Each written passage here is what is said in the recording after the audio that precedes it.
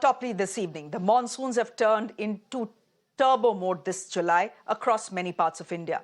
From north to the south, rivers are in spate, dams are overflowing, streets are waterlogged, and landslides are turning fatal. Mumbai has seen record-breaking rains and is on red alert today.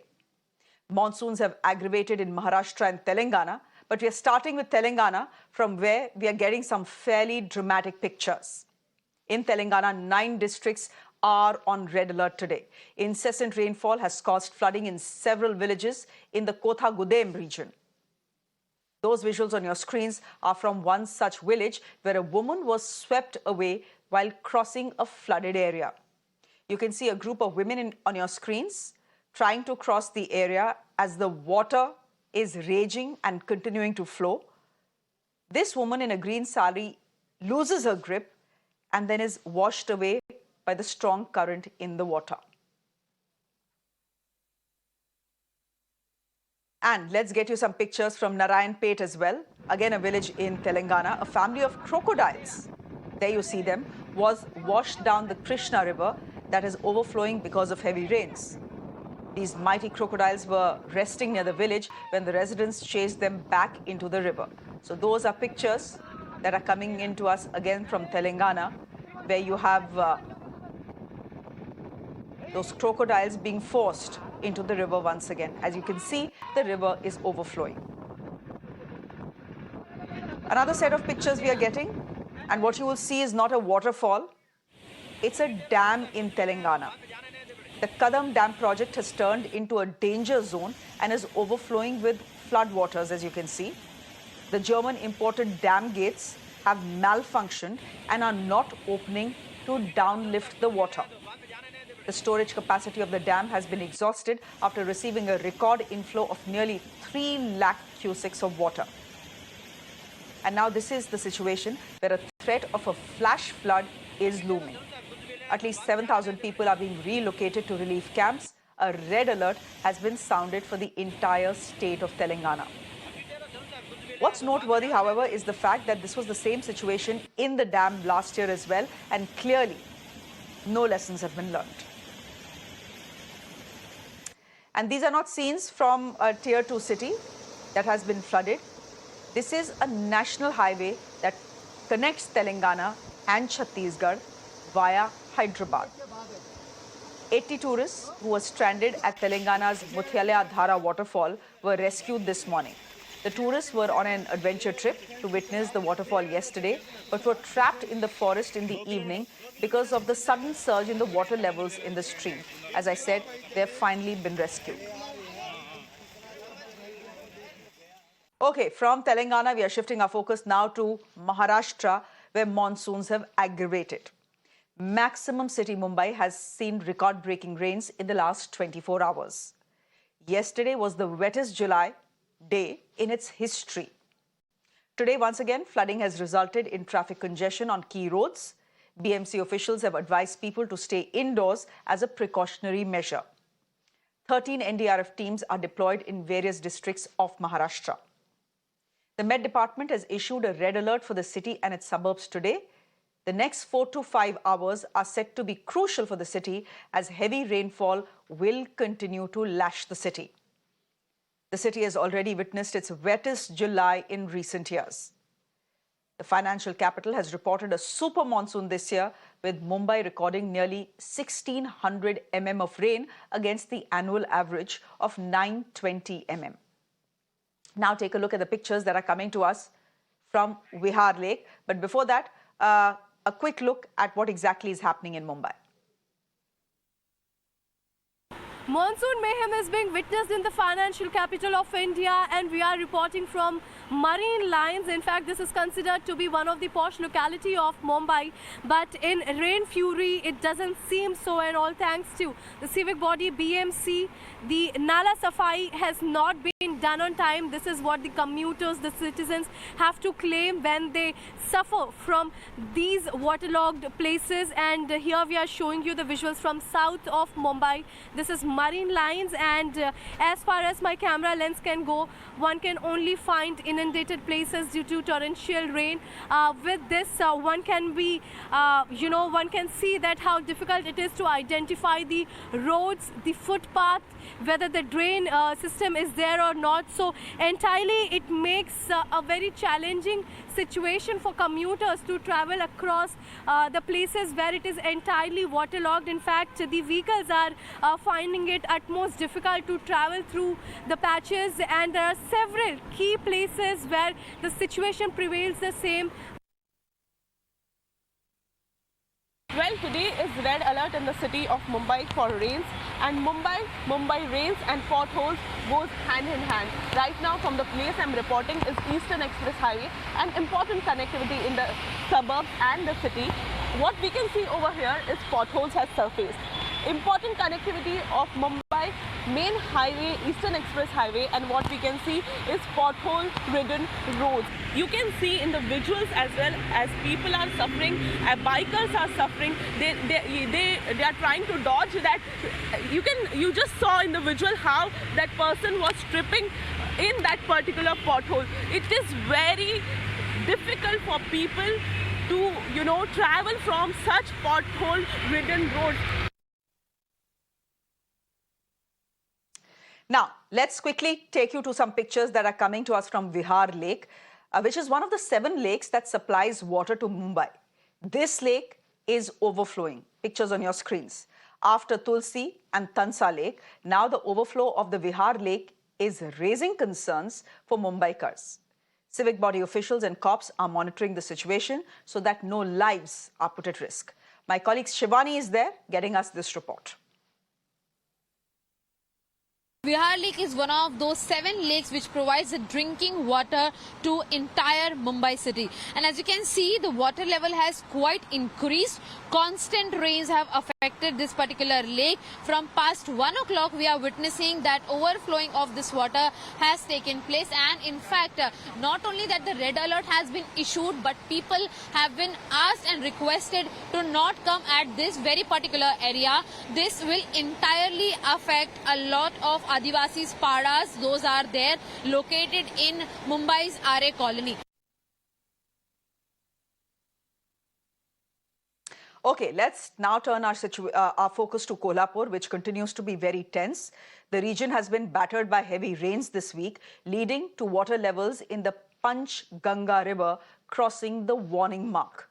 Visuals on your screen show several villages waterlogged and submerged because of the flood waters. 27 villages have been put on high alert and 500 people have been evacuated so far.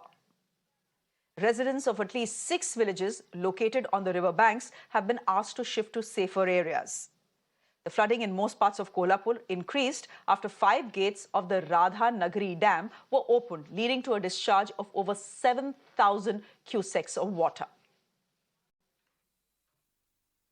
IMD department has already issued red alert as far as monsoon prediction is concerned for Kolhapur, and right now I am at Panchganga River, and you can see that some spots here, some local houses or the temples near the bank of Panchganga River are already submerged. There is almost a waist deep water here, and people are coming here to take the darshan of this very important and very pretty old spiritual temple, which is Dutt Mandir. It is said that the darshan on Thursday is very special, and not just that, because of there are some last rites to be performed, so people have to come here. They don't have any other choice, and just to perform last rite, it is believed very much important to come and take darshan and complete the last rites and last rituals. So that is why some families are coming here, and even if there is a waist deep water, people are bound and people are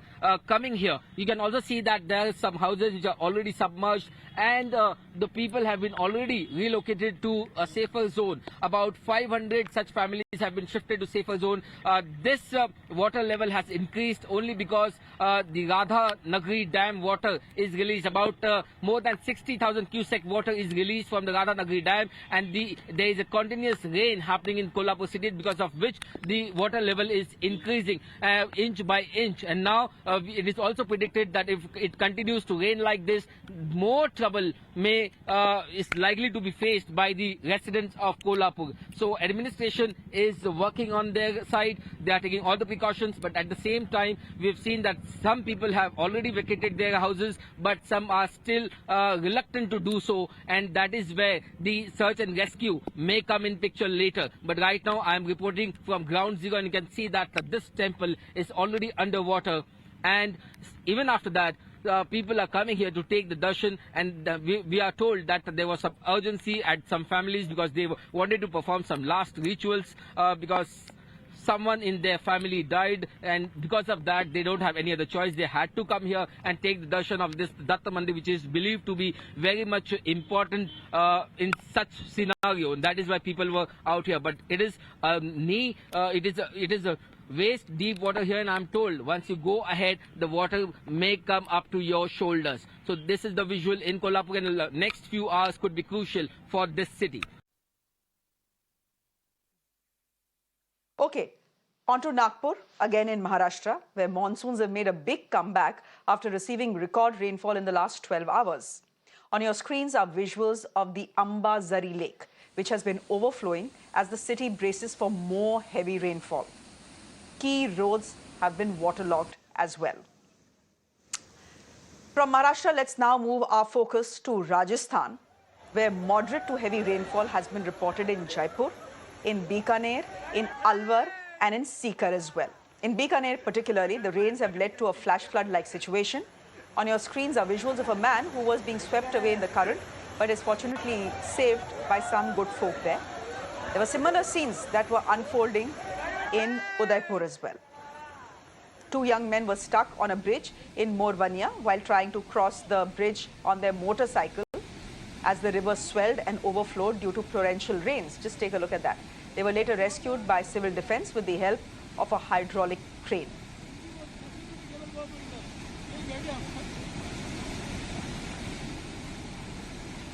There's no respite for Himachal Pradesh as well, which has been gripped by unabated rainfall through this July. An orange alert has been issued for the state for the next 3 days. Heavy rainfall is expected in Shimla, in Solan, in Mandi, in Kangra, and in Chamba as well. The IMD also says that there is still a possibility of landslides, floods, and cloudbursts in some areas. Speaking of landslides, just take a look at what's on your screen. A massive landslide being reported at Ronhat, which is in the Sirmaur district. This happened just a few hours ago. Because of this landslide, the road connecting Shimla and Shilai is now blocked. As you take a look at those pictures on your screens, let me quickly go across to Professor Raghu, who's from IIT Bombay, who's joining us on the broadcast. Professor Raghu, thank you very much for your time here on Mirror Now. Are the pictures that we are seeing on our screens unusual? Many people will argue, Professor Raghu, it's the monsoon season. You expect it to rain, but are we seeing, unnatural activity this July across India? It is unnatural in two ways. One, of course, global warming is happening and you're expecting wetter and weather events that are on in a steroid because of this warming and wetting of the atmosphere. What is unusual this year again is that the El Nino has added warmth, even though it is not directly having an impact on the monsoon as such. It has created, for example, a warm Atlantic, a warm Southern Ocean, which has pushed the rain band to the north. So the extreme events in India are unusual despite being an El Nino year. And the Northwest Indian, you are talking about Maharashtra, Rajasthan and Himachal Pradesh. So Northwest is related directly to all the warming we have seen over the Arabian Sea from January onwards, from January into June. Even though during June, when the monsoon started, Arabian Sea should cool down, but it is still warm. This is what is contributing to very heavy extreme rainfalls over parts of northwest India, including Mumbai. So what we are seeing on our screens, Professor Raghu, is then unusual. it is certainly unusual, and it is linked to climate change. Though most naysayers will say you tend to blame, especially us here at Mirror Now, we are often accused of blaming everything on climate change. The fact is global warming is a reality. Climate change is a reality. The pictures and the proof of it is on your screens right now. Professor Raghu, I want to ask you, is this now what we should expect and get ready for? That the summers will be extreme, the winters will be extreme, the monsoons will, again, there are places where we had expected to see the monsoons come and be heavy. We have not seen them. In other places, again, extreme weather conditions. Is this something that we should just get used to now? The reader, I mean, your audience is partly right that we cannot blame every event on global warming. And this year will be unusual because of the combination of global warming, and El Nino itself is a mini global warming. All the heat that is accumulated in the ocean for the last 3 years during La Nina years has been released this year so far, and it will continue to be released. So next year will not necessarily be so extreme, but northwest of India will still see extremes. But we should also remember the human elements. In Mumbai, of course, drainage is an issue. In Himachal, you talked about roads being washed out, but building those roads themselves are loosening the slopes a little bit. So human activities, not just through increasing greenhouse gases and warming the atmosphere and wetting the atmosphere, but it's also land use change, which is unable to handle such heavy rain. So next year will be less extreme, presumably, probably, but the human activities have to still account for our impact on slopes, on drainage in urban environments where even small amount of rain can produce floods. So it's the combination. So this year is unique because of the combination of El Nino and global warming. Next year will be different, but extremes will still be there. Extremes will still be there. We've had a year where temperatures in the Arctic have reached some 30 degrees. So there's something very strange that is afoot, Professor Raghu. A quick last question. What about the monsoons? Are they on track? They are on track, especially considering that we are in an El Nino. So there was a late onset because of this strange interaction between the monsoon trough, the cyclones and the typhoons. But eventually Mumbai and Delhi rain arrived on the same day. If you look at the rainfall now, we have exceeded what should have happened till now. So we are almost at the end of July. So obviously we are on track.